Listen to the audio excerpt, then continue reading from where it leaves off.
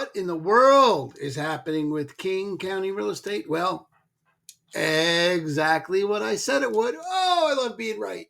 I love it. I love it. I love it. Oh, let it wash over me. The rightness, the correctness of my anticipation of what the market would do. Oh, I broke my arm patting myself. Okay. Here's what you got. The green is the supply, the number of new listings in any given month. The blue is the demand, the number of homes that went under contract in that same month. King County, last 2 years, supply and demand. Here we go. What we see, well, what I see, and what I'm going to tell you I see, and what it means, is this big green line last month, March in King County, exceeded April last year. What? That's right, way over March and over April. Okay, so if you haven't been following along at home, what's predictable is sometime around May we will hit the peak of inventory. Sometimes it goes into June. Sometimes June beats May, but generally May or June, highest months. We're outpacing last year's in inventory. This is May of 2024, and we're almost there now in April. Okay, in March. So outpacing the last 2 years in terms of inventory. And demand, that's pretty flat. It's the gap got wider between February and March, meaning more listings per buyer.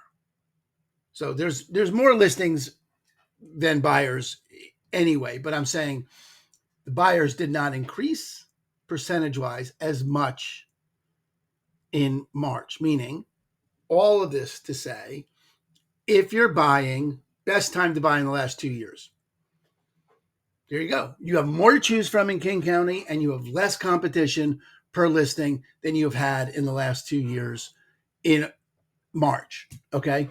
In April, right now, okay? It would have been better last May, but undoubtedly it's going to get easier for you to buy in April and May. Now, I say undoubtedly, and at the same time, there's a war going on, and there's all kinds of crazy shit that's going to happen that we don't know about. So, not saying about any of that stuff. You can't tell any of that stuff's going to happen.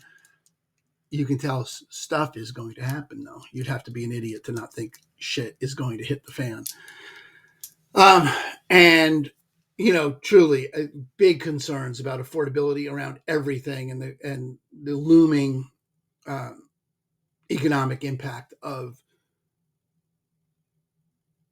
whatever the fuck is going on. It's incredible. At any rate, I don't have anything useful to say about that. About this, I do. So if you're buying, it's easier to buy today than it was yesterday, and it'll predictably be easier to buy tomorrow than it was today. And then the inverse is true for sellers. Sellers, it's going to be more difficult to sell. And if the shit really hits the fan, then it's going to be really hard to sell. So if you're listing, I would do it sooner rather than later, just because you don't know.